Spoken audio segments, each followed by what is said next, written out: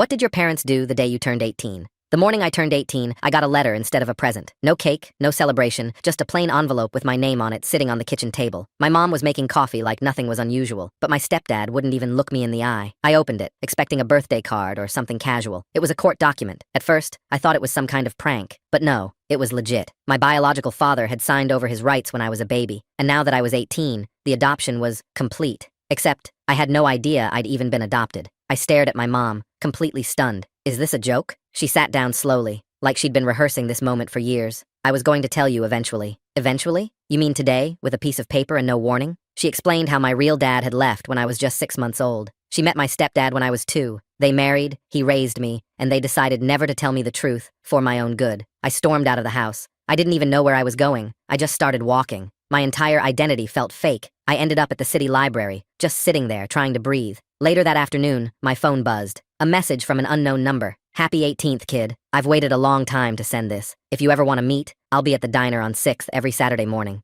No name, no picture, but I knew exactly who it was. I didn't go that week, or the one after, but on the 3rd Saturday, I showed up. He was already there, drinking coffee, wearing an old baseball cap. Looked nothing like I imagined, but the second he saw me, he smiled like he'd been waiting forever. We sat there for hours. He didn't make excuses. He didn't beg. He just talked about his life, about what he missed, about how he'd watched from a distance when he could. We kept meeting every Saturday. He'd bring old photos and stories, some sweet, some sad. I started to believe maybe he did care. Then one morning, I asked the question that had been burning inside me. Why did you leave? He paused, looked down at his coffee, and then he said it, calm, unapologetic. I wasn't ready to be a father. I freaked out. Your mom deserved better, someone who could give her a good life. I knew she'd find someone richer, more stable, someone who'd actually raise you right, so I stepped out of the way. That's when it all clicked. He didn't leave for some noble reason. He didn't sacrifice for us. He just didn't want the responsibility. He ran because it was easier to disappear than to grow up. And now, years later, he only reached out when the hard part was already over, when I was old enough to meet him without needing anything. I nodded, finished my drink, and left, without saying a word.